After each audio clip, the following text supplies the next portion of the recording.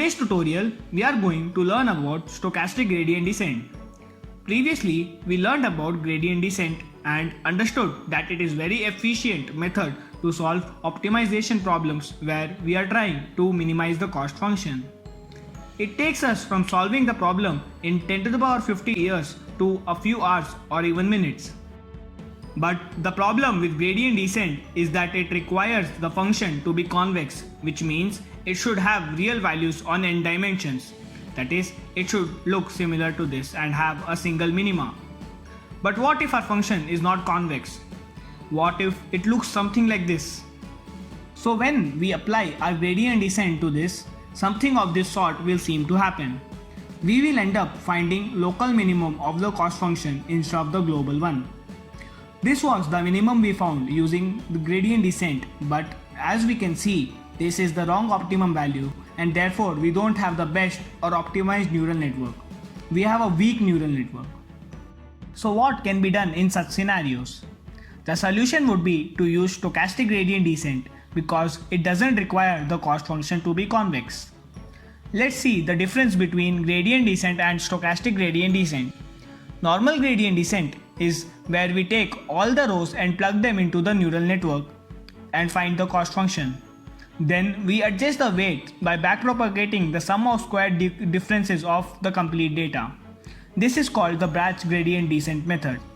In stochastic gradient descent, we take rows one by one. We take the first row, run our neural network, find the cost function and update the weights. Then we input the second row and carry on with the same process. Basically, we are adjusting the weights after every row rather than doing one complete epoch, that is, running for the complete dataset and then updating the weights. Let's compare them side by side.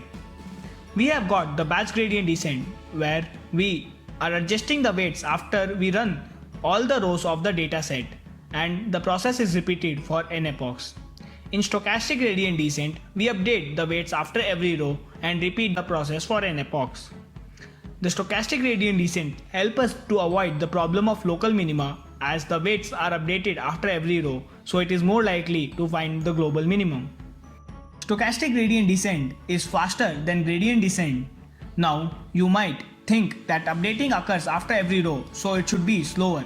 But in reality, it is faster as it doesn't have to remember the previous weights and doesn't have to load them from the memory. Hence, stochastic gradient descent is much lighter algorithm than batch gradient descent. Batch gradient descent is a deterministic algorithm. That is, we get the same results no matter how many times we run the same code. Whereas, stochastic gradient descent is a non-deterministic algorithm. We get different results and different accuracies every time the code is executed. There is an intermediate method between these, the mini-batch gradient descent algorithm, where we combine both the techniques. Rather than running a whole batch or running one row at a time, we run batches of rows, maybe 50 or 100 as you decide, and update the weights after those many rows. That's all for this lecture. I hope you enjoyed the concept. I will see you in the next video about backpropagation, which shall be the last topic of the ANN series. Like and share the video, subscribe our channel and hit the bell icon for the latest updates.